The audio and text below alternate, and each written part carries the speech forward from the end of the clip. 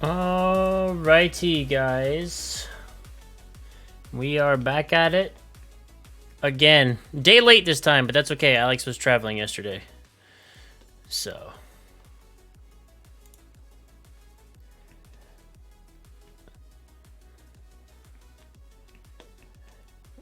We're here and back at it.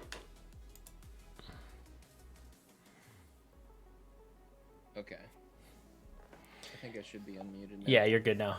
If you're still on mute. Anyway, did I catch a little sun? No. No? Well, that's good at least. Doesn't look like you did. You still look like the normal pale ginger everybody's used to. Well, good. I was expecting fully to have rockin' sunburn when I got back, but... Well, you must have found the SPF 7000 and really just lathered that on with a paint roller. It was 35, thank you. SPF 35. Just reapply at the back 9. Yeah. Stayed pretty good. There you go. And we really didn't spend a whole lot. Like, by the time, dude, those courses in Arizona, man, I don't know if anybody in here is golfers, but they're tough. Like, you got to be damn near perfect with every single one of your shots. Right. Is TPC Sawgrass out there? Am I right on that? Is that the one where the waste management? That's in Phoenix. Yeah. That's in Phoenix? Yes, I was right. We played a lot of the pro level courses around that, but we didn't play that actual course. Oh, I got you. Like, average green fee was like $250. Mother trucker, dude. Yeah. But just fucking views. I bet, dude. I bet. Views. Just gorgeous. Thanks, Spaceman. Can't imagine. Yeah, Spaceman sounds good. Yeah, I understand you're busy, but thanks for popping by and wishing us a good podcast. Thank you, sir. I think this week we're going to start abroad internationally. And we're going to start, actually, since this has been a topic on everybody's mind, and it's been a big part of the news lately, the shipping... Oh, well, it's not a shipping container. It's the ship. The shipping ship. Cargo ship. The cargo ship. There you go. The ship that ships. The ships that ships the ship. No, that cargo ship finally got popped loose out of the Suez Canal. When I think earlier today, actually, or yesterday. Oh, man. The memes are over then, huh? Yeah, the memes are over. Rest in peace, ever given memes. And wasn't the name of the ship Evergreen or something? Yeah, like Evergreen, something like that. And then there was somebody had posted something saying the simulation was glitching because there was like a semi that was an Evergreen semi that was jackknifed in the middle of the interstate and was holding up all the traffic and nobody could get around it. And then there was I saw a meme about it. So it had that the boat cattywampus in the canal, the semi cattywampus on the interstate, and then it was an airplane of the same company flying through the sky. And then you won't get this, but some of these other people will get this. It was a picture of Anakin Skywalker at the beginning of episode 3 going, "This is where the fun begins," right after the airplane in the sky. So it was kind of funny because it was gonna be like, oh well, here comes the plane next. So it was. If that plane somehow would have gotten sideways on like the landing ramp and was holding up all the planes, I would have been like, we're officially living in a simulation. Hashtag There's no doubt about it. What's up, Squash? Squash said hashtag put it back. Put the boat back. No, it's funny. So we'll start off on a lighthearted note on that international news. The ships pop loose and shipping can resume. And I saw the number $9.6 billion worth of goods can now continue on their way to wherever they were going. So that's good. They were having to go around that port station and like. Yeah. So I don't know, man. All the way around the island and shit. When I saw how it was wedged in there, somebody had made. Some engineering guy made a joke meme about it on Twitter and was like, look, this is all you got to do. You put one couple of tugboats on the front of it with some ropes and a couple of tugboats on the back of it with some ropes and just have them pull it in opposite directions and pop it loose. Yeah. And I was like, you know what? Both go in reverse. Yeah, well, they didn't have to go in reverse. Just reverse the front ones up to it and then have them go forward and then have the other guys post it up on the back and pull forward too, and I was like, yeah, that actually makes a lot of sense. That'll pop it loose. And then I was informed that it was actually wedged into the shore, and would require a little bit more effort than a bunch of tugboats could do to pop it loose. So, That guy's losing his job. well, it wasn't his You fault. think he had a bad day at work? From what I understand, it was the ship lost power, and so they had no way to steer it. And so it lost power, and it just went with the current, and it just said, so Worst possible position. yeah, like that's Somalian pirates got to be happy that more ships are going all the way around Africa. True. Yeah, saw that meme also. They were like, we are the captain now. Yeah, that's the same. What is that from Blood Diamond? No, that's from the Tom Hanks movie. Oh yeah, I can't. Yeah, I don't remember the name of it right now. But yeah, so anyway, the ship's loose, the Suez Canal is open again, and all of your goods you were waiting on to come to Amazon to get shipped to you are now be on their way. Thank God. Captain Phillips, yes, thank you, Combo. Also, welcome, Combo. So yeah, but now moving to a little bit more of a serious topic on the international side of things. We've talked about this a little bit before, but the Uyghurs out in the far western reaches of, or actually northwestern reaches of China, and their plight as they are still being rounded up, put into essentially what they want to call them internment camps or concentration centers, but that's what they are. Getting rounded up and put into concentration camps, forced to do hard labor, like picking a bunch of cotton out of there. That grows out there, as well as Jesus, what's up, man? As well as a lot of the women are being forcibly sterilized. There's a lot of sexual assault happening with them as well, and that's coming from the mouths of those that have escaped those detainment centers. A bunch of torture going on as well. So in response to that, if I believe there are some companies, Nike, H&M, and a few others that are now dropping sanctions on China. They're not accepting, they're basically boycotting the cotton that's coming from China because the majority of it comes out of that region. And, oh, nice. We got a new host from Chris Rubio Artist. Thank you. Yeah, so there's a lot of companies that are boycotting the cotton out of there to try and put the squeeze on China to get them to stop mistreating these people.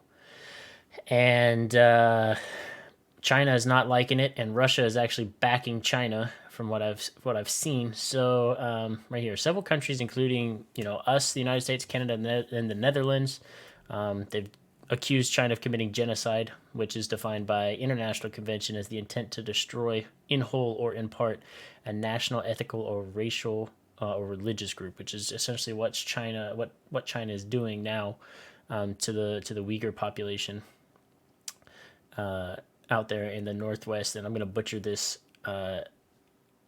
name again, but I'm pretty sure it's I want to say pronounced Xinjiang province. Out there, but the Australian Strategic Policy Institute has found evidence in 2020, so last year, there's more than 380 of what China is calling re-education camps.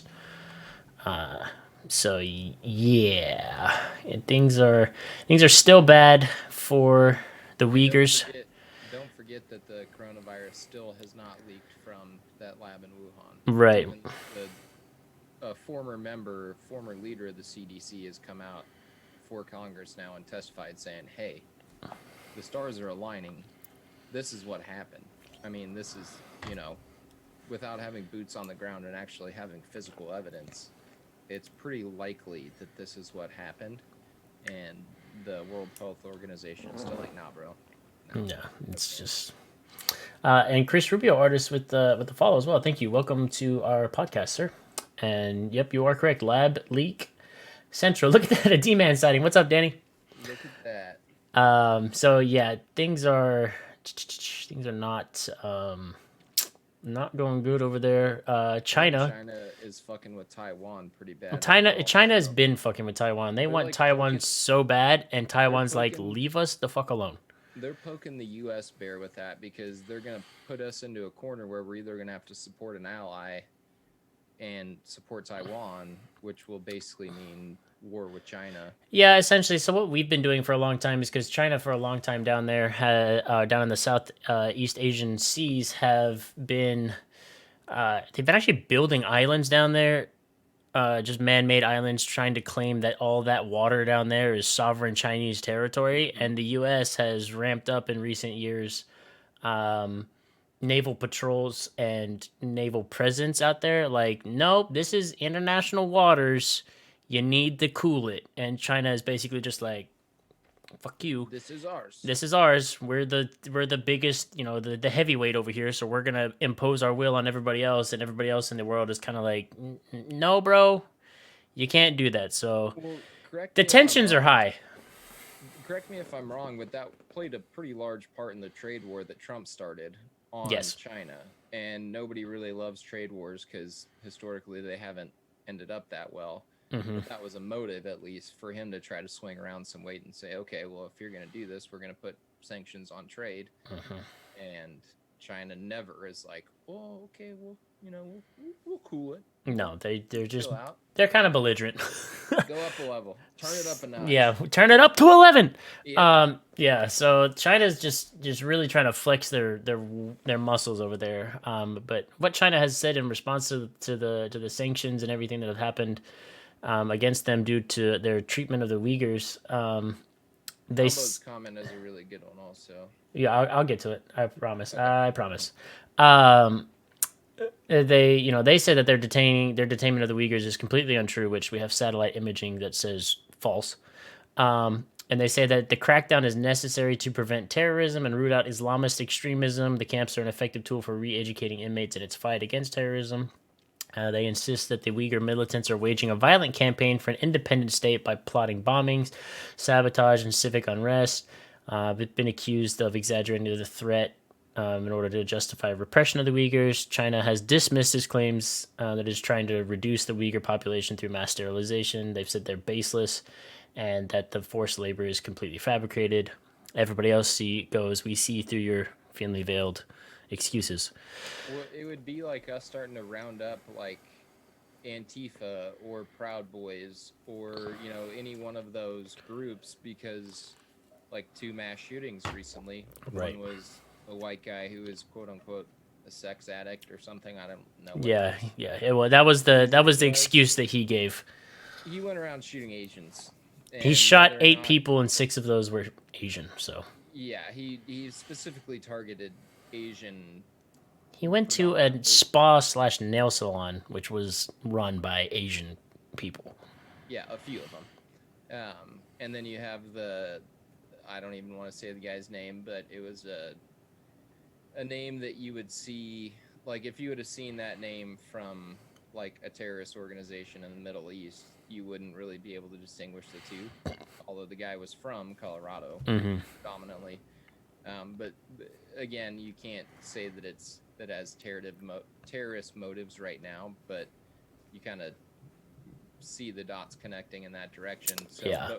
But we also can't go rounding up everyone that's, a Trump supporter, Proud Boy, whatever, that visits Asian parlors, and you can't round up everybody that this guy knew that has a Middle Eastern name.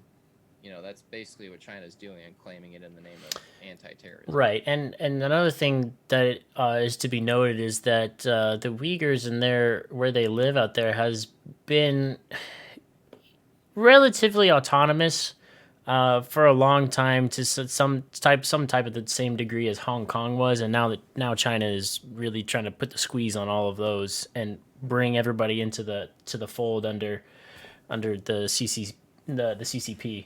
So I'm gonna get to Combo's comments real fast. So he said, "Re-education is probably the worst name they could have chosen for those places. They should have just been like, come on down to China, check out our concentration camps. Make sure to back us against sanctions on your way down to gift shop." And notice that's cold as fuck. That's basically what they're doing. No, it's essentially right. And Russia is basically perpetuating that narrative as well. Combo also went on to say that people need to remember that just because someone is from China, it doesn't mean that they support the Chinese Communist Party. or their atrocities. A lot of people that live in China don't support the CCP, and they only are saying it because they're afraid of Xi Jinping's regime. Because like if you say anything bad about that dude, like people disappear and are never heard from again. Mm-hmm. So that's also to note. Squash, I did not. Almost like if you go against Putin and Russia. Yeah, I know. Next thing you know, the KGB's rounding you up. It's like Eerily similar. similarities there. Squash, I did not see the fleet of Chinese ships that were off the coast of the Philippines, but I mean that doesn't surprise me at all. So yeah, so I mean that I know we covered this a little bit a long while ago, kind of when we first heard about it. But clearly, obviously, nothing has changed much except for now there's countries putting sanctions out. Combo said that Canada, the U.S., UK, India, obviously, and Australia are the ones that are putting these sanctions out against China to try and strong on them economically into not doing what they're doing with the Uyghurs. That's pretty much the only thing we can do right now, because if we were to do any other type of action, it would be more akin to an act of war, and nobody really wants that right now, because if we go to war with China over their genocidal treatment of the Uyghurs, as justified as I feel it would cause China, Russia, Iran, North Korea, and a bunch of those, all those allies to band together, and now we have World War III, essentially. So the way we're handling this now, and for the most part, I think a little bit is how most wars are going to go until something really goes crazy. Is there going to be economic and kind of cyber based until something really pops off. So like it's war without putting boots on the ground and going and shooting. It's essentially Cold War round two. Yeah. So yeah, we'll see. We'll see how this goes. But yeah, China's denying their mistreatment of the Uyghurs. Meanwhile, Uyghurs are escaping those internment camps and saying this is heinous, and the rest of the free world is doing as much as they can to try and put the squeeze on China to get them to stop doing what they're doing. So Squash said the Philippines deployed their air force to try and scare them off. Did it work? Hopefully. God. I hope so. Oh God, that's a lot of shit for me now. Sorry. No, you're good. No, you're fine. I was turning it up for everybody else. Hopefully. Squash said I was still quiet, so we're trying to get the sound right. All right.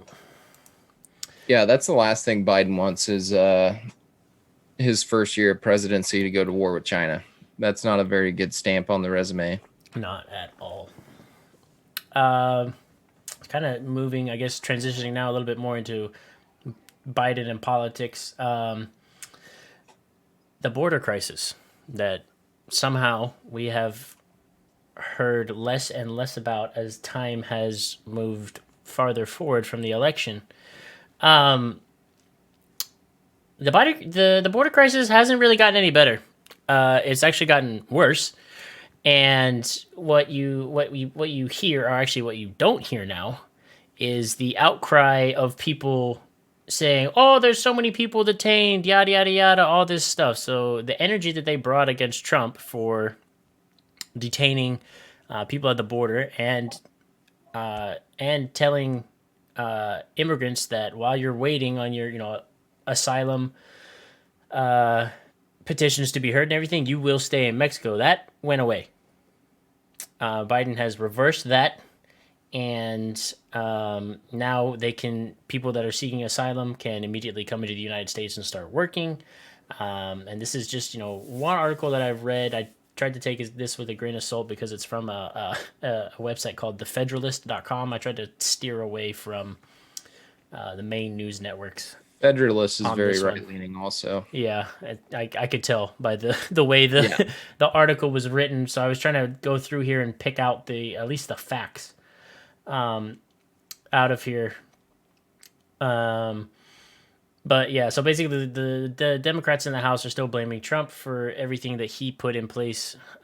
For that, Biden has come in, rolled back a lot of things that happened, a lot of things that Trump put in place for the,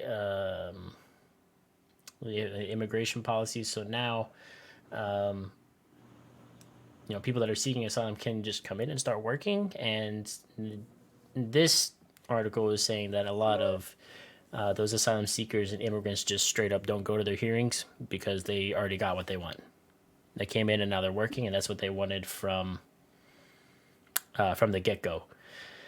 Well, and So I think there's some truth in that statement, but the border crisis didn't become a border crisis because of who was in power or who the president was. It's been a crisis. It's been around since the Clintons, and yeah, Obama deported more people under his reign than many presidents had in the past, which isn't necessarily on its face a bad thing because there are bad people trying to get into America to do things other than work here and live an honest life here. That's a fact. That's not a racist statement. It's just a fact that there's money to be made in selling things from Mexico in the United States. And it's funny because I tweeted it like 2 weeks after the coronavirus became a big thing. Everybody wants open borders until something like the coronavirus comes along, and then everybody's like, well, wait, hold on a minute. Let's think about this. There's still a pandemic, and now there's a variant supposedly from Africa that people from Mexico who are trying to immigrate here have. And you're putting these people into a big, the reference that I heard today was you're putting them into like 100-person holding cell, right? And then you're splitting 50 of those people up and saying, okay, well, these people have COVID, and 50 of the others and saying, well, these people don't have COVID. Well, they were just in a holding cell all together. So we can't necessarily just be releasing these people who have just traveled, take their nationality out of the picture, just from a pandemic perspective. You can't just go releasing all these people into the public right. right when mass mandates are starting to get lifted. We cared so much about COVID, and we should care about COVID. But now when you start to mix politics and immigration into the COVID scheme, and you just use it as a blanket statement of, well, these people are seeking asylum, so we're just going to release them. Well, there has to be some sort of a process to, yeah, release the people that are really seeking asylum, but it has to be done better. You just can't let these flocks of and droves of people come on over, who were just surrounded by people who had COVID, and now release them into our public to go work in a kitchen Right. or wherever. Wherever I'm they want not to go saying, work, yeah. yeah, you know what I'm saying. Yeah, the thing that gets me a lot about it is that with the detainments that are happening, the detainments have somewhat increased because now they are just letting everybody in, but they gotta like be detained for a certain amount of time. I don't know exactly how much time, but we don't hear the left calling out, basically holding Biden to the same accountability that they tried to hold Trump to. Like as soon as Biden got elected, everybody was just like, "Well, things are great now, and he can do no wrong." And we got our $1,400 stimmy check, but that's all we cared about. So he's over there, bombing Syria again, detaining thousands of people at the border while they wait for their stuff, and then just releasing them into the American wild, basically, to work.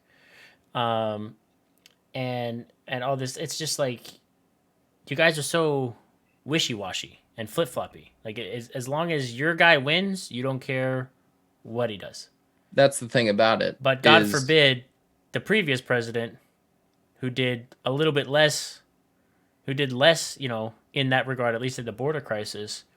Well, we'll get our panties in a bunch because there's children with foil blankets in cages. Well, that didn't change. That's still happening, and even to a greater degree. So where's that? Where's that same energy you brought the last 4 years to this 4 years? Well, I do think I've said it a couple times. I do think people that got so uptight and so anti-right while Trump was in office because Trump was who he was, are starting to see now that they're a little bit more educated about politics. That like, oh shit, Trump didn't create all of this. Mm-mm. This isn't something that like Trump just manufactured in his 4 years. Either these are the same issues that we Right. were talking about the first Bush. 16 to 20 years ago. Yeah, the first Bush presidency, Yeah. these were all the same issues. Right.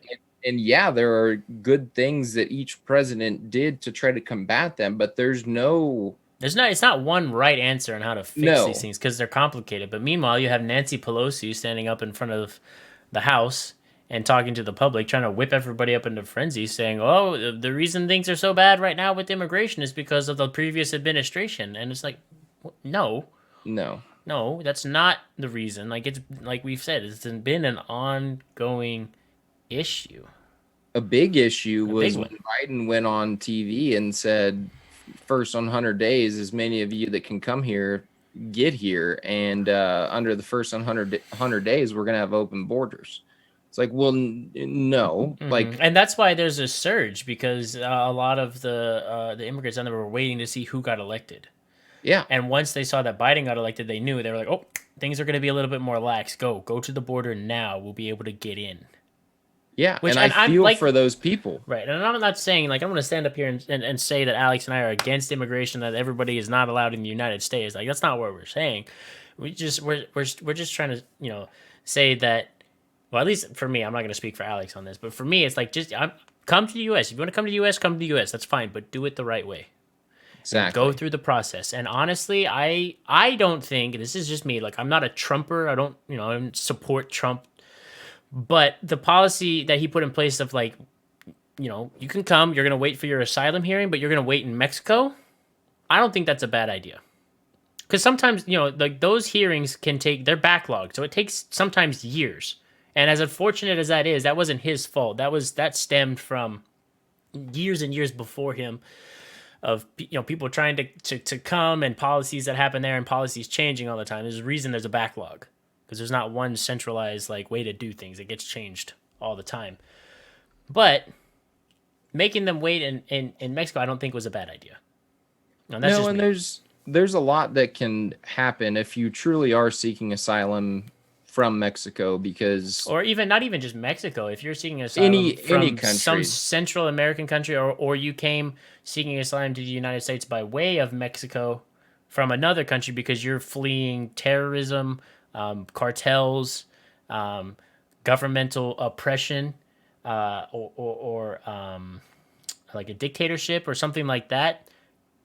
Come on, and And that maybe there's a way that we fast track those type of people. We don't just ever like, but I don't. I mean, I don't know enough about this to really get into it. But no, and I'm not a politician either, but growing up on the South Texas border, I do know that many of the asylum seekers are fleeing an oppressive government or mainly a cartel. Because mm-hmm. here's what happens: you have a son, and the cartel comes to you and says, "Hey, we want Ben Jr. to join our gang. And if he doesn't join the cartel, then we're going to kill your friends and family members." And they're like, well, hey, we don't want our son to join a gang, but we also love our family and we don't really want them to be killed. So let's try to head north to America. And that's a very plausible, that's the definition of seeking asylum. That's why we should have that process in place. But then you also have the actors who are part of that very same cartel trying to get in here to do nefarious activities. And then those two people end up in the same place waiting to seek asylum at the same time. And they're still in Mexico and they still Yeah, have their reign. So it's a double edged sword. There's no right answer here. right. But the right answer isn't keep everybody out, and the right answer isn't let Let everybody everybody in. in. There's a middle No, ground in there's there. you have to have a better system in place that's set up for things like this. And when the current brand new president is openly inviting people to the border because he's promising that they can get in, that's not a very feasible promise. You Right. just can't do that and keep everybody as safe as possible. Exactly. And so Combo's itching to get his comments read, so Okay, I'll sorry. get after it. So Combo started saying the border is a very decisive issue with while the U.S. would probably love to have those people come in here. There are a lot of issues that come with that that are monumental, and while they shouldn't just close the border completely, they do need to control the amount of people they let in for logistical and ethical reasons. You can't just let everyone in. Unfortunately, the Democrats won't strengthen the border, and the Republicans will just damn it. Personally, he thinks the best form of action at the border would be to start accepting people who have family already in the U.S. and slowly start to allow new immigrants into the country. And That's Squash, not a bad idea. it's not a bad idea either. And Squash had a good comment too. He said, please do come legally, but that being said, the process itself needs to be fixed, and that is true as well. Which Well, we kind of just talked about, like the process, the immigrate. There needs to be. There's plenty of things in this country that need to be reformed, and immigration is one of those things. The process needs to be reformed, and what needs to happen is just another one of those issues that I think we can both say that immigration needs to not be a bipartisan issue and be used as a pawn for political gain by either side, but to be kept in the middle, and both parties and both sides come together and sit down. And this was something that was actually pointed out in that other article I read, which was a good point, is that the Democrats and the Republicans need to come at this issue together with open minds, sit down, talk it out, and find the best course of action. But keep partisan politics out of it and just look at it uh, mainly as like a humanitarian issue and not a we political issue. we've said the same thing 100 times, and I'll say it again. Right now, it's a game. That's the problem with two-party politics: is who's going to win the game right now? Who's going to come out as the top dog, looking, right in the face of voters, instead of just sitting down and coming up with a real solution. It's all monetarily backed, and who can win the game and who can look the best. And we've seen that happen for the last 10 years, at least that I can remember. And we end up finding ourselves in these same shitty situations Yep. over and over again. Over and over and over again. And that sucks. And I'm not going to continue beating the dead horse that we do, and saying that we need to get rid of a two-party system, because everybody knows that that's how we feel. Yeah. But again, the same thing goes with that. What Alex was saying along the lines of COVID is that throws another wrench in the works in this whole issue. Is we're finally starting to open things back up here. Vaccines are getting rolled out. People are getting vaccinated. We're finally starting to get to a point where life could kind of go back to normal. And what we don't need is an influx of people respreading it. And what'll also happen too is a lot of those people will probably have the variant that came from Brazil, because that's not just localized to Brazil. That would have spread too. If we get put on another lockdown with the variant of the COVID virus, not only am I going to lose my mind, but most of the American general population is going to lose their mind, and the economy is going to not be able to rebound. Yeah, it's going to be bad news bears. You have to, at a certain point in time, and be transparent about it and be honest about why you're making the decision. It might not be the most humanitarian decision, and that's a fact that we might have to live with. It might be a sole humanitarian incentive based decision. Whatever it is, that's what it needs to be called, though. Yeah, you have to be transparent. And you can't keep living under this guise of, oh, we're trying to keep everyone happy and we're trying to do what's best for you're never, again, we've said it 100 times, you're never going to be able to keep everybody happy. So make the best decision for our country and our people. That's what I was going to say. And right now, maybe the best decision for us while we try and get our country back on track is to really limit the amount of immigrants that we let in. As shitty as it sounds, because a lot of those people are facing dire consequences and dire situations. And the United States wants to be a friend to everyone. Sometimes the interest of your own country outweighs being a friend to other people. Well, everybody wants to talk about Switzerland all the time, and all those other countries where it's like damn near impossible to get citizenship to, which again, and like Jesus's comment is perfect because we're both from the same town. We both, I'm sure if, I don't think he's first generation immigrant, but I'm sure very close in his family line, someone is first generation immigrants. We need to take care of those people. We do. We need to get them here. We need to make them feel safe. Land of opportunity, land of freedom. Perfect. Get them in, make it cheap, get them in as fast as we can, but don't just say, come one, come all, go crazy. Yeah, yeah, and that's the thing that goes hand in hand with the reform to that immigration policy that we talked about. Is like I know I've heard it before, and I know that like our immigration process is very long and very expensive, and those people like they have to know more about American history than even most Americans get taught in history classes in school in American history or even in college. And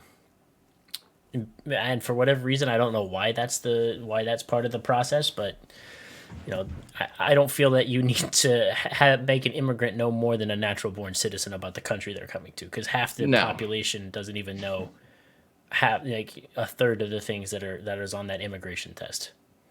Those immigration tests are hard. Yeah, they're hard. Like, and it's wild. My dad has a story. When he was here in the U.S. just taking college classes.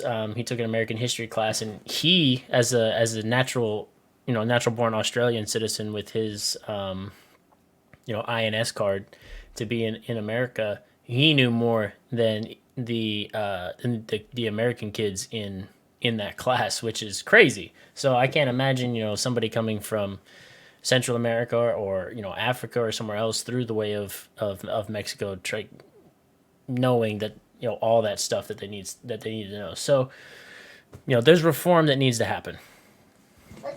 Yeah, if you have some free time, Google search that immigration test. I'm sure it's and just see outrageous. and see if you can pass it, because How many questions is it? Do you know?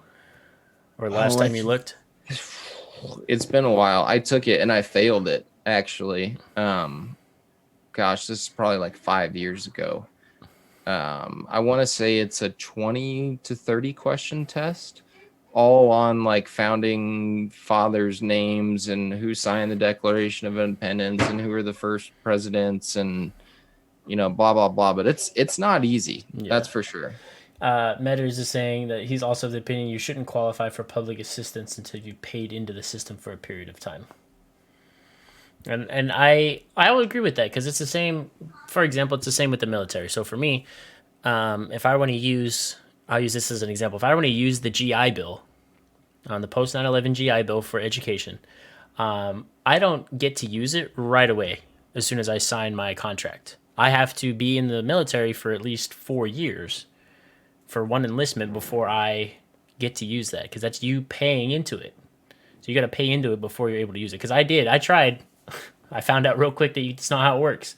Because when I was in the Marine Corps Reserves, I had 1 semester of college left, and I was like, oh, maybe I can get the GI Bill to help me out with this last semester, or whatever bill, or some tuition assistance. And I put in for it, and they were like, you're fresh out of boot, and they were like, and I was like, yup, and they said, sorry, kid. You got to pay in, and for the reserves, it's an even longer amount of time because you're not active duty, so it takes even longer for you to pay in to be able to use that stuff. Well, another good example of that, and of Metters's example in itself, it would be like if someone who was freshly eligible for retirement just one day said, "Okay, I'm eligible for retirement. I haven't paid anything into Social Security or anything like that, but now I'm just eligible for like some standard 401k or whatever." It's like, well, no, that's not how money works. Right. Like, you need to be here and pay into this system, whatever that system is, to be able to draw from that system. Right. Otherwise, it's just free money. Right. And that's not how it works. Right. Metters, you make a good point about military service. So I know, while I was going through Marine Corps Basic, and I know people from since then and now, in the Air Force as well. Military service is kind of the exception. I know people that were not natural born citizens, but they use the military and military service to get their citizenship. So I don't know the ins and outs of it, but there is a way for immigrants to come to the United States. They join the United States military, and in doing so, they through that process they get their citizenship. Um, I know there was plenty of people. There was at least a couple people in my boot camp class that when I went through Marine Corps Basic, that during Basic, towards the end of it, they went to their citizenship ceremony, and they got their citizenship while they were in Basic. And then afterwards, they continued their military service and they served out See, their term. that's cool. So We there's a we way need to to do keep it. that up for sure. And I like that. And those people, and that sounds really bad, but like the people that do it that route, sometimes they are even more patriotic than the natural born American citizens that join the military, dude. Those dudes are in there, and they're in there for the long haul, and they're like, dude, fuck yeah, let's get it. And I have a lot of respect for people that come from another country wanting to join our armed forces. And yes, they use it to get their citizenship, but those people are so goddamn patriotic, for the United States, that they don't care. And they'll do their term and they'll get their citizenship, and they'll hook and jab with the rest of them. Well, And I think that's awesome. they're finally in a country where people respect them, just on face value, especially joining the military. Doesn't matter what you look like, or at least it shouldn't. If it is happening in the military, that's the last place it needs to be happening. It's really few and far between. Yeah, there are issues of it, but for the most part, the military family is just like it's one big family. Like we couldn't Like, give a yo, fuck you're less. here. We don't care what you look like. We don't care what you came from, where you came from. Doesn't matter if you're a millionaire's son or you're first generation immigrant. Like, we all have the same mission. Let's go. Yeah, Let's get this done. And Jesus's, I wanted to yeah. I touch was on about this to get to also. that too. I don't think we should be angry with those who are being helped. We should be questioning why all Americans have to struggle so much to receive the same type of assistance. And that's a fantastic point, because it goes back to the take care of your own before you start trying to take care of others. I would love, I'll just make this metaphor, whatever. I would love to go out and adopt 100 kids tomorrow. I would love nothing more than to go buy 10 houses with 10 bedrooms, hire nannies for all of them. I would love to take care of all of those kids tomorrow. But unfortunately, I don't have the funds for that. I'm taking care of my little nest, and that's as much as I can do right now, or at least as much as I think I can do. At some point in time, you have to take care of your own while helping others as much as you can. But fiscally, it's not responsible to start taking on the debt of as many other people that want to come through as possible, while we still have our own struggling right here who are US born, US citizens. And that's not to value one life over another, but that's to say, hey, look, we have these people struggling already. We have to figure out a way to take care of our own before we can start trying to take care of others in a come one, come all type situation. And unfortunately, right now, as shitty as it is to say, and as much as I would love to say we just have the funds to help out any person that crosses our borders right now. And if you want to stay and you want to work and you want to live life like an American, which basically means just don't hurt other people, great. We'd love to have you. But we still have to take care of what's at home right now versus taking care of everybody else in the world, because Right. that's not feasible. Right. I want to touch on Jesus's other comment. He said his family was able to come here because his mother was an American citizen born in Cali. But even then, they spent just about everything they had to get the rest of his family here legally. They struggled for years afterwards after they came here. So he does empathize so much with the people having to come here with less. And it's a good point. Like you guys, your family spent about everything you had to get here legally, and that's an issue with the system that we have in place. Is that it's so damn expensive, and it makes it so hard for people to come here. Which in doing it that way, it does ramp up illegal ways of doing things. It's the same for everything. You jack the cost up of medicine, then the black market opens up for the same type of medicine. There's always an avenue around certain things. So in order to, I think the be all and end all of it is on immigration is that it needs to be reformed. I'm not saying make it super easy for people to come here, but at least, you know, ratchet down that cost and ratchet down, you know, how much knowledge they need to have to come here. You know, definitely screen Yeah. them and make sure that, you know, not a fucking criminal or whatever, but don't make it so difficult that then there's, you know, room for coyotes and Exactly. all that, you know, illegal immigration I like how you to said happen. coyotes, not Coyotes. just coyotes. That's Coyotes, coyotes, man. That's how you los like coyotes. You gotta coyotes. watch out. Cuidado de coyotes, Yeah. brother.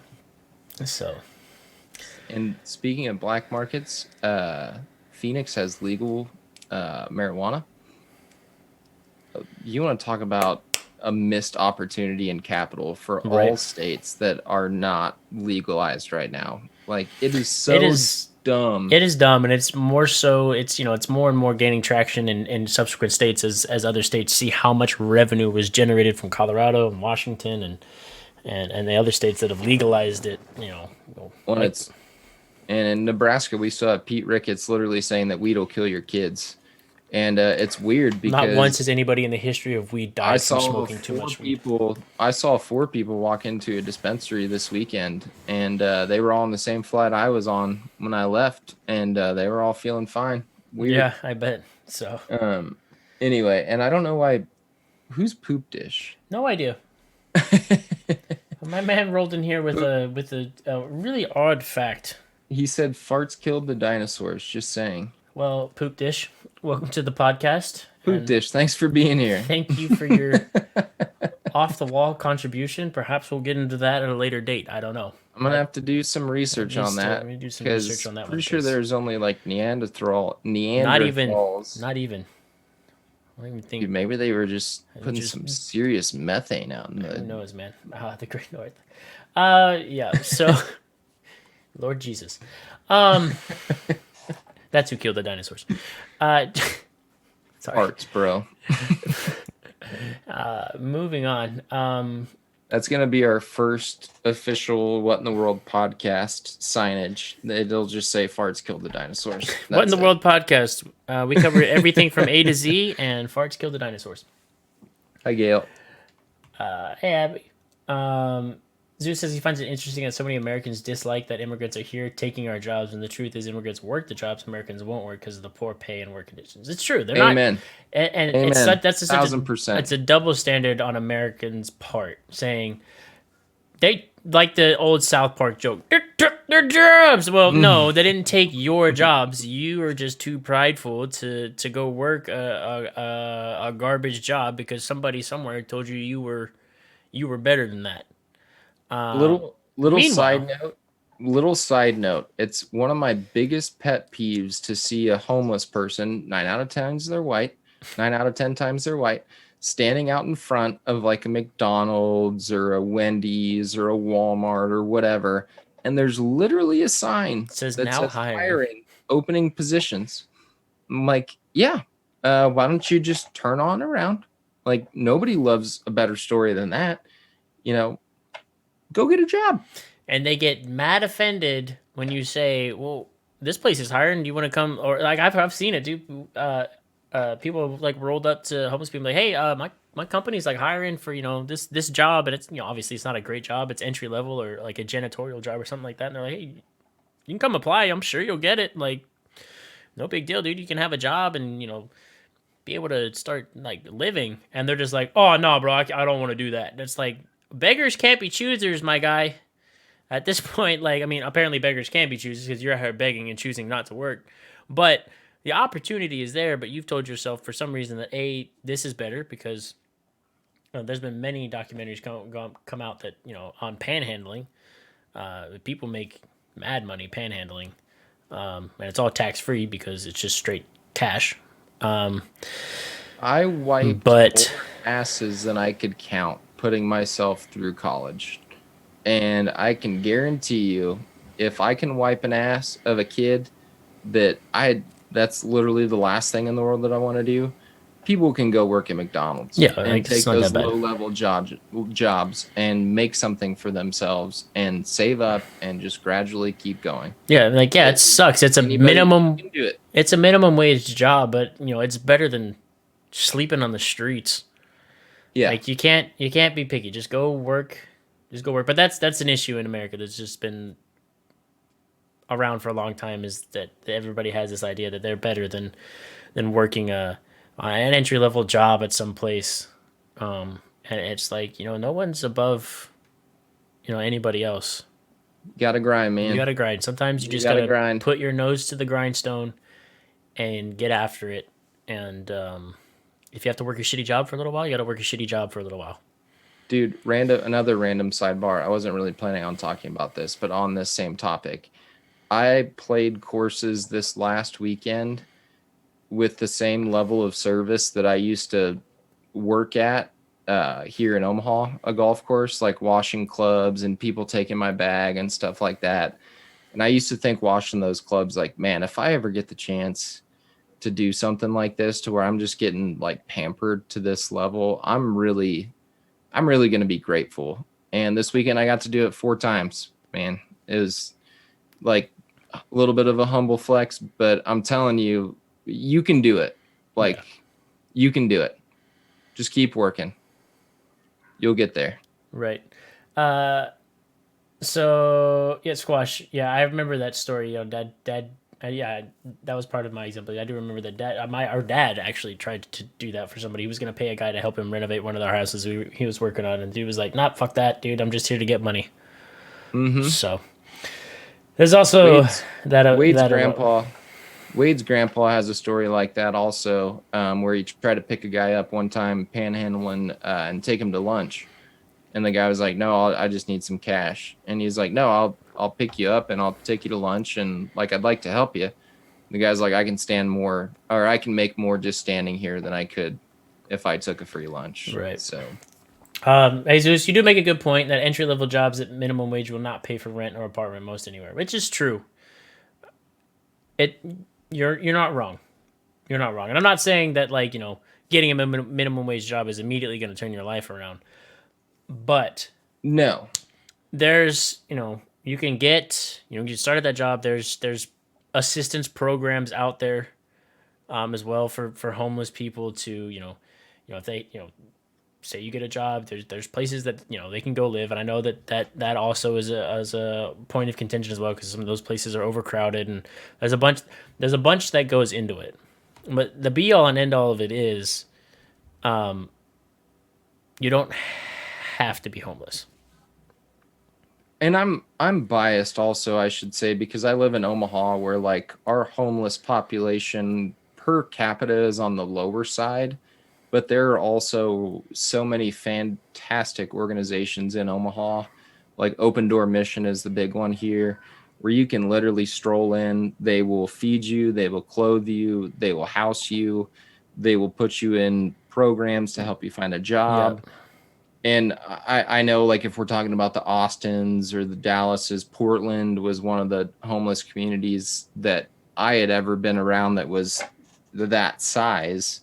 Um, I also talked to a few homeless people there in Portland because I'm just that weird, and like gave my burger to a couple guys one night and like sat and chatted with them for a bit, where they had purposely moved to Portland because it was the quote unquote homeless capital of the world, and they could make more money as homeless people there than they could anywhere right. else. And I'm It's like I you can't make a career out of being yeah, and homeless. Like, I'll say as well that I'm jaded on that topic as well because when we lived in the Northwest, up in the Pacific Northwest, there was multiple documentaries and news stories that followed homeless people, and it turns out they were just panhandling. So I'm jaded on that fact where the majority of the people I saw that were homeless when I was in an area where there was an abundance of quote homeless people. It turns out that for example, there was one guy that the news station followed up there. He dressed all scruffy and looked homeless, did his 8 hours or whatever panhandling, walked around the corner, got in his brand new BMW, and drove back home to his gated community. So there's also a lot of that goes on as well. So that's where my, jaded take on being homeless comes from. I'm not saying I'm Yeah. like calloused against homeless people, and I know that there are plenty of situations out there where people literally have lost everything and don't have another option. Um, but I think what we're both saying is that there are programs out there to help you If you're homeless. if you're homeless, and And not again, just going doing it back for the to money. yeah, and going back to Jesus's original point about immigration, taking care of the people we have here, there are single mothers that are working 3 jobs just to try to keep food on the table. Right. That's where we definitely need to do a better job of helping those people out and making sure that they have what they need. Right, Because and to your point now, Jesus, that we do need federal assistance programs, which many people are not in favor of, and I get that, and we need to change the stigma on assistance programs. Um, but I guess counterpoint to that as well, those programs have been abused for generations, and now you have people, and I know personally people that I've come in contact with that are just like what I call welfare families, which generation after generation after generation they just suck on the tit of the government because they know how to spin a yarn in such a way. But I've don't get me started. I've got a whole rant I'll go on I was going about. to say, I've told the story before about I worked preschool for a long time, director. About 60% of our families were government supported for childcare, which was a great program. It really did give single mothers, single families a chance. Um, but then there was always that 10% of that 60% that would get a job just long enough to make sure they looked right with the state, and then they'd stop showing up and they'd start picking their kids up like fresh from the pool and like their Yukon trailblazers and stuff. And they were just working the system. And Yep. it sucks that those people literally take food out of the mouths of those people who are trying to do it the right way. Right. But that's all I'm going to say about that. Yeah, I don't want to get long That's winded a on whole that nother because I will. podcast. Yeah, for Yeah. sure. At this point, Jesus, we might as well just have you on the podcast because you're typing enough Right? in here. We're just gonna bring you on, and we'll just have a lively, good natured discussion and debate about things. We'll get Um, Tony back on, and then we'll play matchmaker, and we'll get Jesus back on also. um, 89 Allen, hey, love listening. New to this, hey, well, we appreciate you coming in, man, and we're glad that you're enjoying your time here. Um, Thanks for coming on, Alan. We appreciate you having. We appreciate having you. There you Sorry, go. I'm still like, I 2 hours or 2 days ago, I was like bedtime right now. I'm right. still jet. But yeah, so no, and you're right, Jesus. The few that abuse the system should not disqualify those that genuinely need it. No, and that's true. But again, like I've said before, there's always that 5 to 10% that ruin it for the rest of everybody, and those are the ones that get the most attention, and yeah. OMG, no, I'm too shy to be on cam. Well, you don't have to turn your camera on. We can just hear your voice. Come on, But Jesus. Bring on that big, beautiful face of yours. at this Come point, on. we're probably gonna have you on soon. It's not an option. That was a demand. So moving on. And I want to get because I will sit there and get long winded about my take on welfare programs. I can't talk, and that is definitely another podcast for another time. Our last thing we want to cover tonight is it's kind of big. Georgia, the state of Georgia, just passed a new election bill. I'll consider it. No, Racist. racist, Racist. racist. Racist. Election bill. So they're calling it the Election Integrity Act of 2021. It was passed at a legislature on a party line vote. No idea what that means. I'm not going to get into the nitty gritty of that. So basically, here's what happened. Georgia's passed a new election law, which they have changes to absentee voting. So the changes are as follows.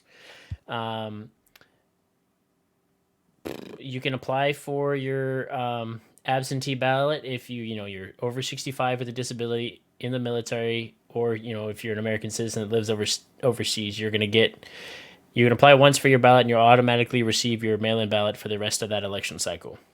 For everybody else, the earliest that they can request their mail-in ballot will be 11 weeks before an election, when it used to be 180 days. So they basically cut the time in half that you can apply for your absentee ballot.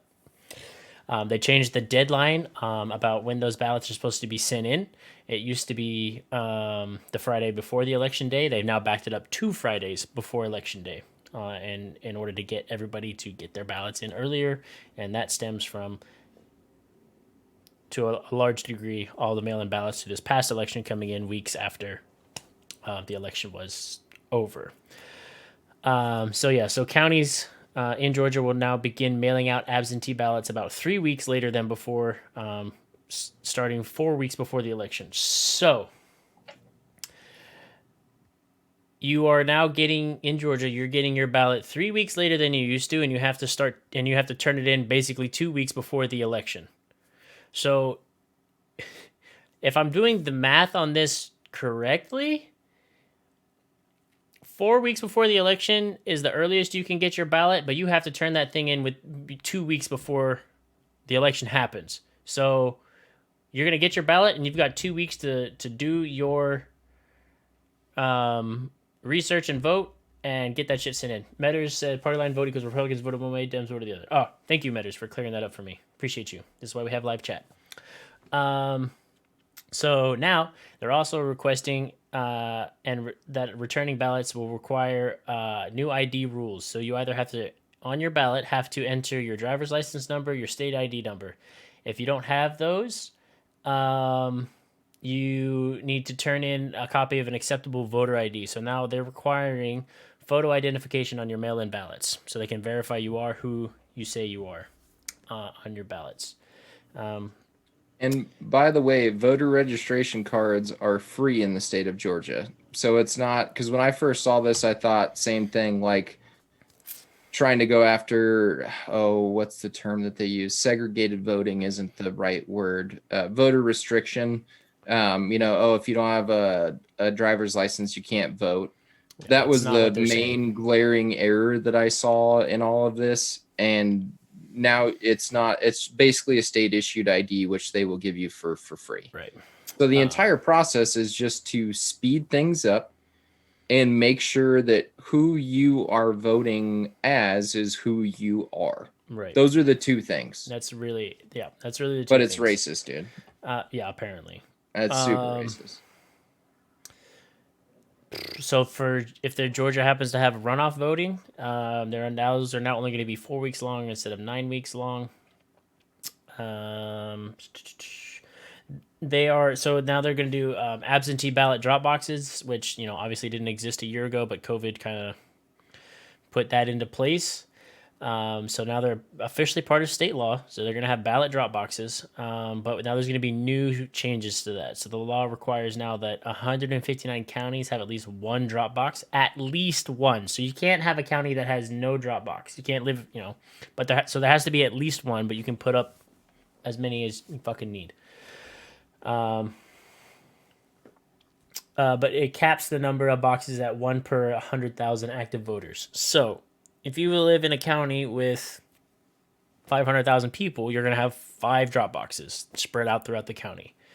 If you live in a place that has less than 100,000 people in your county, like i.e. some rural ass county out in fucking bumfuck nowhere, Georgia, you're going to have one drop box and everybody's going to come to it. All right? Sorry.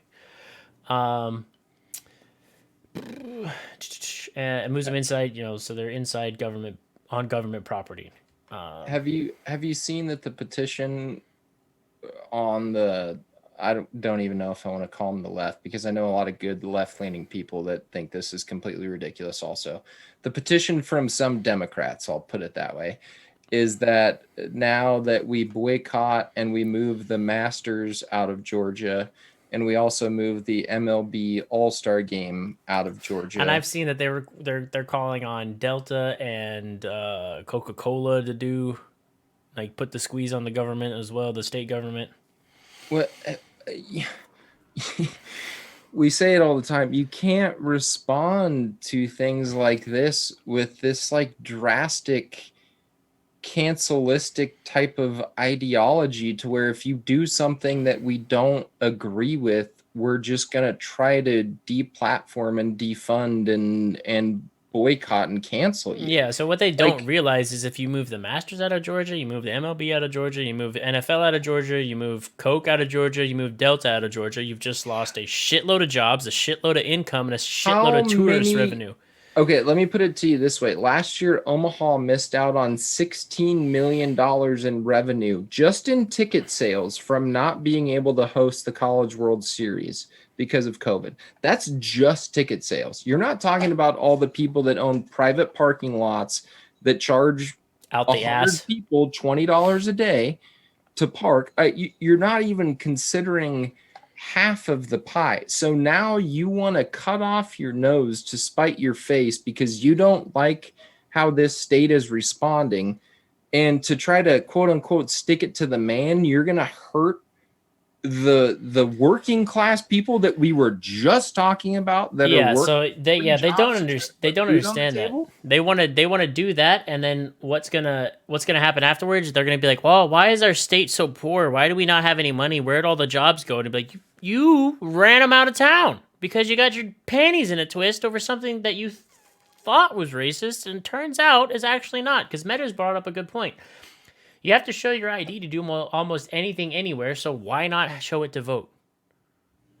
So buying alcohol is racist. Buying tobacco is racist. Getting into a casino is racist. I Getting mean, into a club is that's racist. that's just three Getting onto things. federal property is racist. Going to the court is racist. I can't not tell you the amount of times I had to I've pulled my ID up and like, here you go, here you go, here you They go. give you a voter registration card for For free. free. It's not It racist if costs they're giving you the $0. fucking option to go and do it, but we don't want to take that option. Why? All they're Why? saying Why? is you have to prove you're a real person, which let's add to the list being an ordained minister must be racist also, because when I did Wade's wedding and both of my siblings' wedding as the ordained minister, it took me 15 minutes online to prove to this system that I'm a real person. So when I sign their marriage certificate, they say, hey, that guy's a real That person. dude's a real It, minister. He has the it cost authority. me $0, cost me zero moral dollars, that's for sure. It just was me saying, hey, this is who I am, and that's fine. It's so asinine to me, and I feel like it's something new all the time that I just don't. It bothers me when I can't understand it, Mm-hmm. because I we've talked about this before also, like with the Capitol Hill stuff. Listening to a podcast, Joe Rogan, um, who is super racist, that it's one thing to look at how people think and just write it off and say, I can't believe they think that way. It's another thing to really look at it and say, I can't believe they think that way. I should try to understand where this ideology is coming from so I can understand them better. And this is one thing that is just so blatantly diversive to be diversive. I just don't. I truly don't Yeah, understand it. I can't I, wrap my head around it. I don't get it. There was other as I was like scanning through some stuff. There was another change to the law that said people can't provide water and snacks to people waiting in line to vote. And I was like, okay, fine. Like we're all grown adults. Bring your own water and snacks if you know you live in a highly populated area and you're gonna have to wait in line for two And that's hours to such a vote. stupid rule anyway. Right. I mean, like, why are we? Why are Why we is that a spending thing? Why are why are we we spending quabbling? state funds on water and snacks for people? Why are we quabbling over the fact of people who we just want them to prove that they're real people to the fact of whether you can give out snacks and water in line? Yeah. Like, that's such a It's so stupid asinine. thing. That's like 990,000th on the list of things that we should be concerned about coming into an election cycle. Yeah. Like that, it's something that we shouldn't even fucking talk about, Right. dude. It's so stupid. Yeah, squash. Yeah, I get it. People wait in line for 18 hours to vote. Well, come prepared. People wait in line for longer than that to go to concerts, and they bring a tent, chairs, and snacks. Those people that waited 18 hours in line to vote, I would like to say mostly were early voters because they wanted to get to the polling place early to vote in the days before the actual election cycle. So here in Omaha, people were waiting 5-6 hours to vote, and that was all early voting. I showed up on the day of, walked in, filled out my ballot, walked right back out. I had 2 jackets with me because it was chilly that day, and I wanted my big jacket and I wanted my small jacket. I had my AirPods. I was like, gonna throw on a podcast, probably like an hour wait, walked in, walked out. And if you want to wait 18 hours, that's fine. Or if you want to do early voting, that's fine. Or if you want to vote on the day of, that's all fucking fine and dandy. Figure out what works best for you in your jurisdiction, plan accordingly, and go vote. Dude, yeah, That's all we want. Concert goers, like when I went to concerts and people that wait in line for video game releases and none of that shit, prepare for those things. Voting, if you have an inkling that you're gonna be waiting in line for a long time to fucking vote, prepare accordingly. It's not hard. So then there's some changes to the state election board. Obviously, most Georgians don't directly interact with the state election board, but the Secretary of State will no longer chair the election board. Instead, a non-voting ex officio member, and they will become instead a non-voting ex officio member. The new chair would be a non-partisan, but appointed by the majority of the state House and Senate. The law also says the governor should appoint someone if the position becomes vacant when lawmakers are not in session. Other changes to the election board's powers would give the board, and by extension the legislature, more power to intervene in county election boards that are deemed underperforming.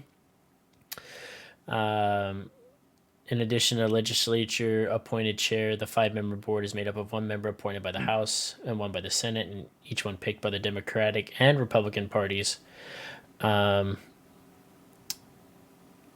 The election board and county commissioners, or a certain number of state house and Senate members that represent a county, could request an independent group to conduct a performance review of their appointed elections board or probate judge that supervised the elections. Well, and sorry, there's 2 things in the chat here that I want to bring up.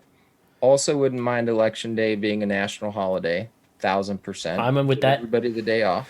Yep.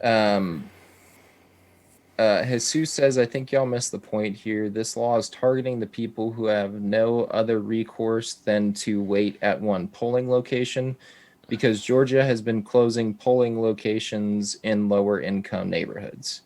There's a couple things to touch on there. One, you're 1,000% right that in the past, Georgia has had some very targeted laws and polling restriction in lower income areas and neighborhoods. That's 1,000% correct. I think what this bill, the goal of this bill is to achieve is that goes away. I have 1 polling location also. I get my voter registration card. Everybody does. You get 1 polling place. That's your place to go. What they have done in the past is they've tried to put more distance in between. Well, they're not going to come out and say this, but in between lower income neighborhoods and the closest polling location. That's 1,000% true. I think what this strives to do is to give everybody the opportunity for early voting, give everybody the opportunity to have a drop box that's somewhat centrally located. So even if you have to make a little bit of a drive to your drop box, you show up, you drop it off, you go back to what you were doing. You don't show up, wait an hour, 2 hours in line, whatever.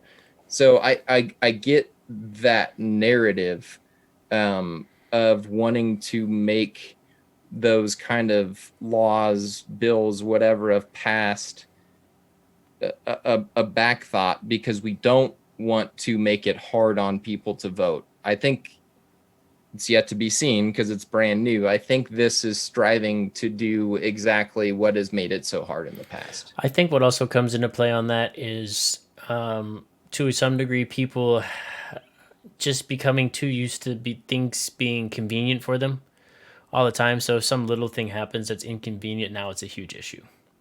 I don't think I've ever been anywhere in America where it takes me an hour to drive across a county.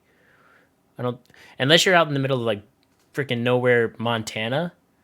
I'm pretty sure counties aren't that fucking big, and it's not going to take you an hour to drive from, say you live on one end of the county. It's not going to take you an hour to drive to the other end of the county if that happens to be where the polling place is or the ballot drop box is. And if you happen to live in a county where there's not that many people and there's only one polling place and one drop box, so be it. That's No, sorry. and what's happened in the past is elected officials do what elected officials do, and they take advantage of areas that they see that they can take advantage of. Right. So, i.e., you have single mother working 3 jobs. It's election day.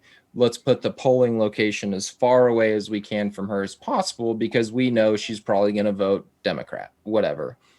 So Republicans, if they happen to be the elected official in that state, say, let's take a look at these maps and make it as hard as possible for that person to drop what they're doing and go show up and vote. I think what this law, this bill strives to do is to alleviate some of that pressure. And like Wade said, Election Day is a national Yeah. holiday, alleviates a lot of these issues, which is 1,000% true why it should be a national holiday. But I might be wrong. If I'm missing something in this, please bring it to light. But I think what was just passed in Georgia, as far as voting restrictions, polling place rules, whatever you want to call it, aims to make it easier for people, to make it faster and easier. And that's all that I've been able to gather so Right. far. And you're 100% correct saying that voting shouldn't be so difficult. No, it should not. And like we said, Wade makes a good point. If election day was a national holiday, it would not be so difficult. House Republicans have been trying to convince people that vote by mail is riddled with fraud, yet mail-in voting has existed since the Civil War. Why is it now so unsafe? It's just another bipartisan issue that they're using to sway things in their favor. That's why. It's It's not not unsafe. unsafe, and it's not What riddled with as much fraud as they would have you believe. No, what happened is a lot of people who happen to be Democrat didn't feel safe going to a polling place because we're in the middle of a national pandemic, which is completely fine. And then you see these numbers shift, which if you listen to the Joe Rogan election podcast, that polling official expert was saying from the very beginning of the podcast, when these mail voters start to have their numbers trickle in, you're going to see a huge uptick towards Biden because a lot of those people happen to be Democratic. So you see these huge swings, which are, pretty much unhistoric, but we're also in an election cycle that's pretty unhistoric in the middle of a pandemic. So yeah, you're going to see those weird number swings. It Right. was not unsafe. No. The meddling did not impact the election. There's been multiple studies that have come out and said that yes, there is in every election, doesn't matter what election it is, in every election, there's some degree of voter fraud and some degree of, I wouldn't even call it tampering. What they found in this last one was that it was basically targeted ads coming from Russia trying to swing voters. Um, Neither one of those things were enough or have ever been enough to make such a huge impact that it swung an election. No, no. And his last point, if a polling place is closing by 5 p.m. in that district, I feel like there should be some There's something that needs some to like, speculation going on in there, that because I because think that's I can't bullshit. remember the official time here, but I know it was at least 6 or 7 Yeah, p.m. for me, in like Omaha. since I've been able to vote, most of my polling places that I've seen have been like we're open till like some of them are super late, like 8, 9 o'clock at night. Yeah. So they're giving people a chance. So if they're closing by 5 p.m., somebody needs to go look into that, and be like, what the fuck are you guys doing? Most times they open early so you can stop on your way, or they close late so you can stop on your way home. Yeah. And So if you do happen to be working 2 jobs, that's unfortunate that you don't have at least the time of day to go and get that done. and having to But take I your would own, look into early voting yeah, or yeah. Like I would having to take your own personal time off of work or whatever to make sure you still get paid for work to go vote. That's that sucks and that's didn't not good. And like Metters has said, election day is a national holiday alleviates a lot of that. But at the same time, there's also other avenues people can pursue to get their ballot in, i.e., early didn't voting, mail-in ballots, that kind of stuff. It's just I feel like there's also a degree of laziness that happens and procrastination that happens with people, yeah. which is why they want to complain and be like, "Well, this isn't convenient for me." Well, fucking life's not convenient. Work around it. And that's my cold, hard, And callous take on it. But that is also kind of due to how I grew up. Like if nothing's gonna be convenient for you all the time, figure out how to make it convenient for you. didn't they put restrictions on workplaces being able to tell people that they could or couldn't take like their lunch breaks or like some I extra time off? I think so. I think that they did, and yes, it sucks that on election day, if you that's the only time for some reason you were able to go and vote, that you had to take your lunch break instead of going to get a chicken sandwich from Popeyes to go and Yeah. vote. Like that sucks, and I'm sorry, but at the same time, if you know that that's how your business or your workplace operates, plan accordingly. Pack a lunch that day, go vote, eat your sandwich. Let's just make it a national holiday. But in the be all and end all of it is Metters is right. Make it a national holiday. It alleviates a lot of things. The polling places can fucking close at 5 or whatever. They can close at 5, but if there's people in line, let them continue to let them vote. If somebody shows Hell, up after 5, sorry, bro, you missed your chance. if everybody's off, you But could if everybody's definitely shut off, it off at yeah. 5. But like Metters said, the easy fix is to just make election day a national holiday, a federal holiday. Everybody gets off work, go fucking vote, and this will alleviate a lot of issues. Haley brings up a really good Hi, Haley. comment also. Hello, Haley. Get it? That's her name. Have y'all seen that some states are considering voting from your phone using blockchain voting? It's the first I'm hearing of it. I've heard it. It's extremely complicated. It sounds like it would be very complicated. So you're essentially setting up a system that's similar to as if you were buying Bitcoin. I feel like that becomes it's more not susceptible to voter fraud than anything else. Well, so that's obviously the big argument against it is we already exist within a system that experiences some fraudulent circumstances, some suspect circumstances, and now you're just, if you really want to give Putin and Kim Jong Un like the biggest smiles on their faces, you're going to say, well, yeah, let's just do it all online. Yeah, because they're going to start to get to work to hacking that system. You're gonna have Dmitry in the right away. in the back corner of the KGB office, like, this is the greatest thing that has ever happened. I can now hack American voting system, sway votes our direction. Like, let me answer that question. I think as maybe simply as I can without going into a 20-minute conversation on talking it. about Haley's or Jesus's? Haley, sorry, okay. No, you're good. I'm still deep in thought here on this because there's a lot to unpack with that question. If you can create a system that is safe and quote unquote unhackable and will give us a situation where people can literally vote on their phone, I think that's the most patriotic way to do it, to really give everyone a fair, equal shot at voting, right? Everybody's voice is heard. My main issue in my pessimistic brain goes to what I just mentioned. You're giving some major players a real green light into really trying to find a new way to hack and fuck our systems. Yeah. And that makes me real nervous. Like real nervous. I would love it. I would love it if I could hop on my phone and vote.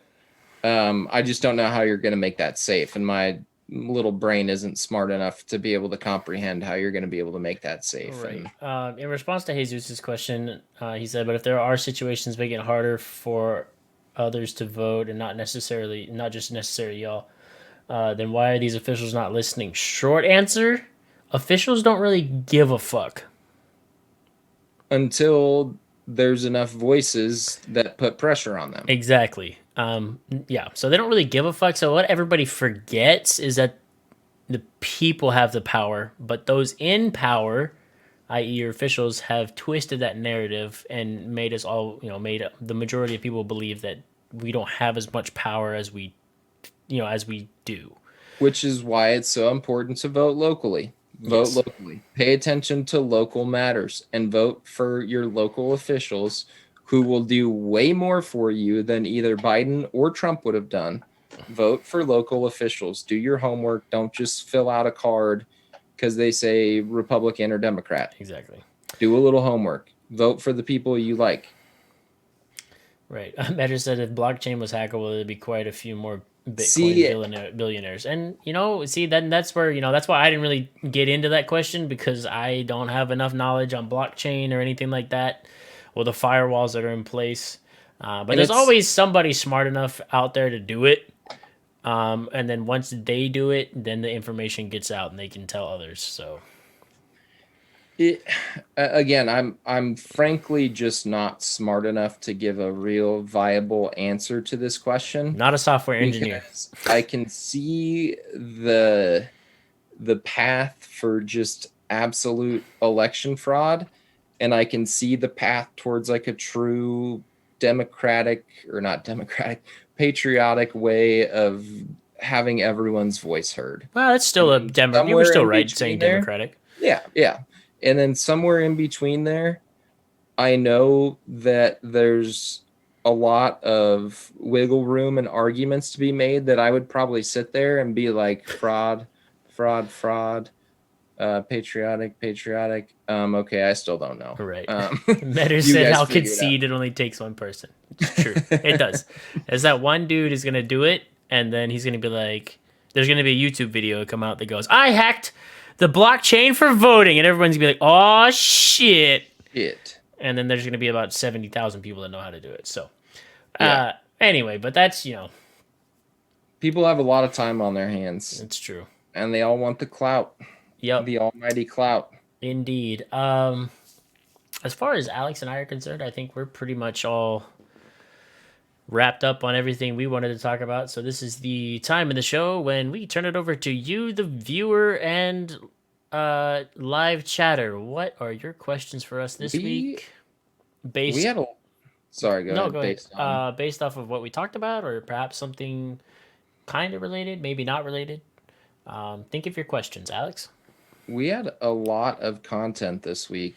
I know I did not think we were going to have this much content. No, for me, looking So- around this week, I was like, damn, it was kind of a slow news week. We were wrong. As always, thank you for commenting and keeping this lively and Exists. keeping us on our toes for some sure. good context. Again, I'll plug both of our socials. They're at the start screen and the end screen. If you guys run across something throughout the course of the week that you think would be a good topic for us to talk about, please hit us up on Twitter. We're both pretty active on Twitter.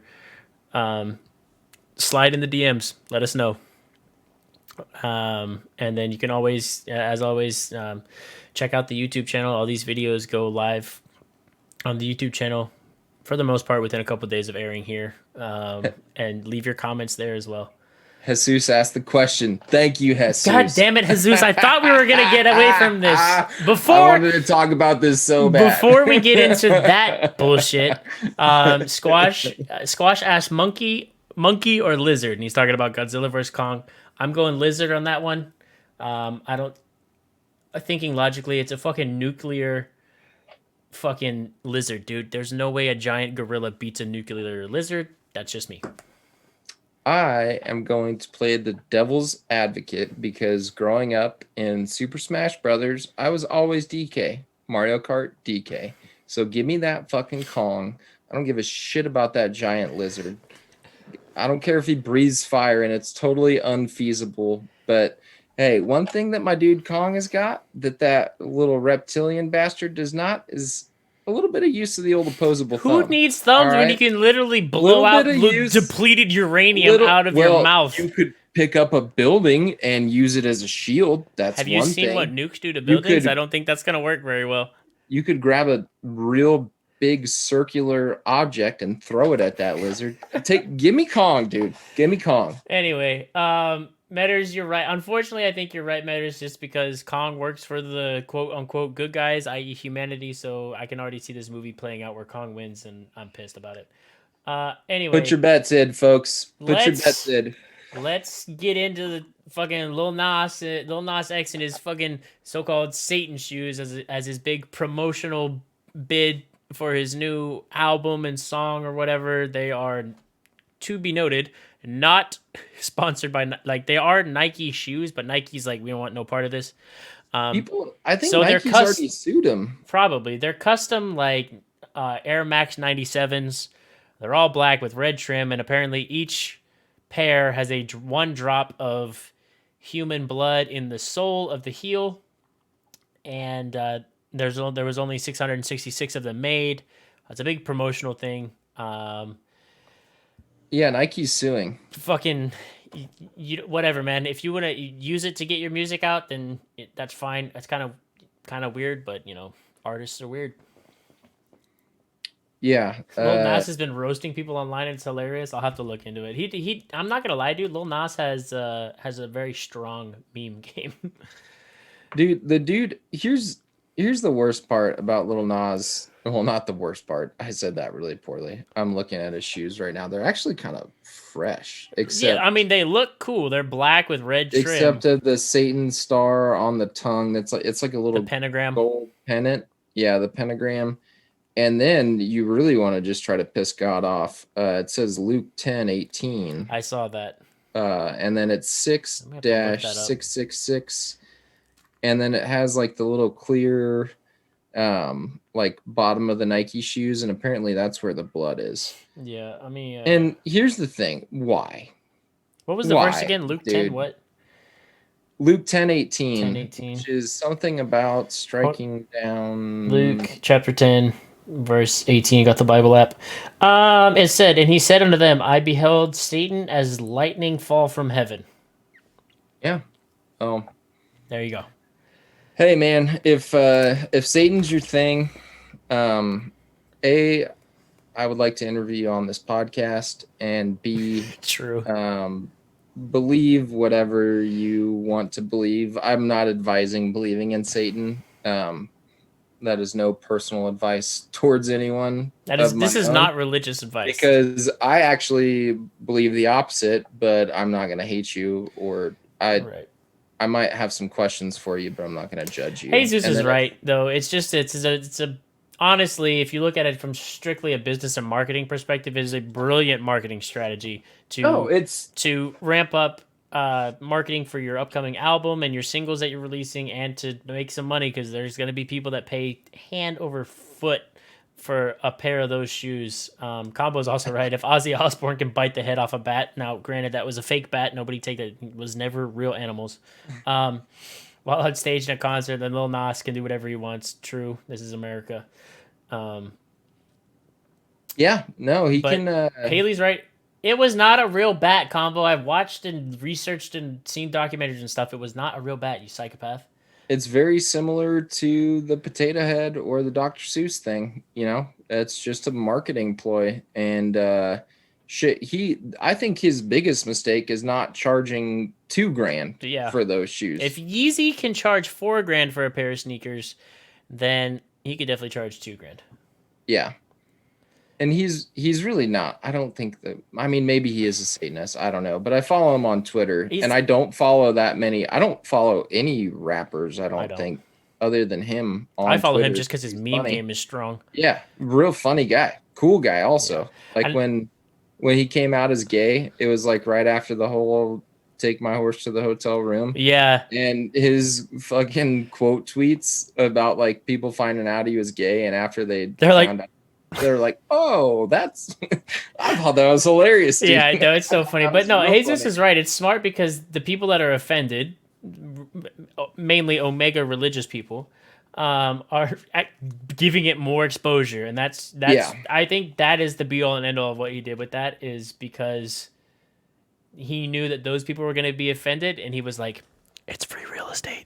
Like, Where's the blood coming from? That's what I want to know. Darth, you're wrong. It's a real bat. I'm going to get back to you on that one. I'm pretty sure Is it like cadavers? I have no idea. I'd have to look into it, which I don't really want to, because I don't What's going to be funny is he's going to come out later and be like, ha, y'all thought that was real blood. Psych, I got that from Spirit of Halloween.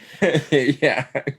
Y'all really got tripped up, huh? Because even Nike's coming out and like, hey, these are custom. We have no relationship. Nike's like, they bought those and customized them. We didn't like, this isn't something he ran by Nike, and they were like, yeah, cool. Nike's trying to distance themselves so hard from even potential Nike's biohazard. The biohazard that could be those, because God forbid one of those soles breaks in a crowded place and now you got blood on the floor.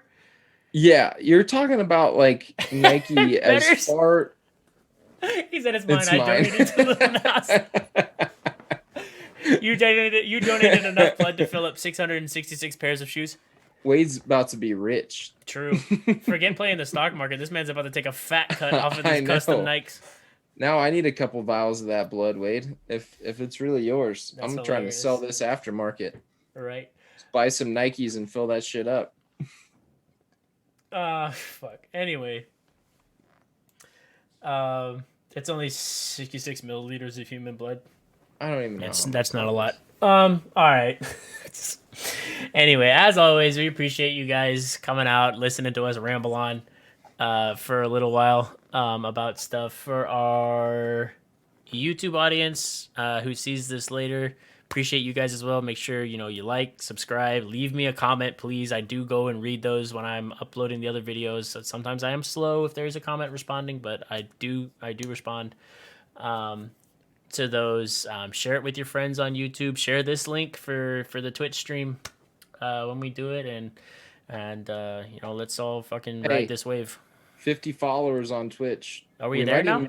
We might even be up a couple more because we're close, we were at man. 50. We were at 50 going into this stream tonight, and I think we gained one, if not two more tonight. Well, that's huge. So we've hit 50 followers. So now the only thing we need to do, and this is going to be depending how schedules work out, but we're going to have to throw in probably a couple of extra, just little like fun streams for hour or two or whatever, just so we can hit the benchmarks that Twitch has set up. Maybe we should put out another survey, like whether people want us to do like a Friends Friday, because we did that Drunk Friends Friday that one time, and that was pretty fun. It was fun. I got my schedule's packed now. I'm going back to a normal work schedule and everything, but basically what I'm getting at is we've hit all the benchmarks for Twitch to apply for the affiliate program, which means we can. This is not what we're in it for, but we can start monetizing. So when we get that, we've got to hit certain amount of hours streamed in a 30-day period, and doing this once a week doesn't hit those hours. It would hit it if we went for a lot longer, but we know you guys don't want to sit here for 4 hours. So we'll probably throw in a couple of extra streams here and there so we can hit that benchmark, and then we'll kind of ratchet it back down to our normal once a week, and occasionally we'll throw in, since we have a community, we'll throw in some community days here and there. But that being said, we're not in it for the money. But Ben, did you just say we have a community? We do have a community. We have a community? This is I love our little community. I love our community. You guys are great. It's a fantastic little Squash community. said prepare for ads by NordVPN. Yeah. Once we get to that part, we'll be sponsored on YouTube, and it'll be like, this episode was brought to you by NordVPN. And I'll ramble on about a VPN for 10 minutes, for 2 minutes, and get our cash flow. Just kidding. Anyway. Well, no shame. No shame. Anyway, we love you guys. We will see you next week at our regularly scheduled time on Sunday at 7 p.m. Eastern, 6 p.m. Central, barring anything crazy happening. And yeah, you guys be safe. Have a good week. Make sure to please definitely hit us up on our social medias. Twitter is the best way. Twitter to, if there's something that happens during the week, let us know, and we will look into it and cover it if, we deem it necessary or warranted. Which more than likely, if you guys send it to us, we will probably cover it. I might have a guest lined up for next Sunday also. Huge W. Let's go. So I'll keep you guys posted. One last thing. Arkansas plays tonight, 10 p.m. in the Elite Eight. Woo Pig. I would appreciate everyone's support in that. Thank you very much. No, you get to be an honorary Arkansas fan now because Texas lost out. You know what, Ben? I will root for Arkansas tonight. See, I would do the same for you. I will root for Arkansas, even though Shaka Smart's gone, dude. No more Shaka. Crazy. That's next podcast. I think the guy that I have coming on for next podcast is an Austin guy. Is it Jesus? It may be. If this one falls through, I'm coming for you, Jesus. You never know, Jesus. Please say it's Jesus. Ready. And woo pig indeed. All right, guys, we're going to get out of here. I need to cook some food and get ready for this game. I love you all, and we'll see you next week.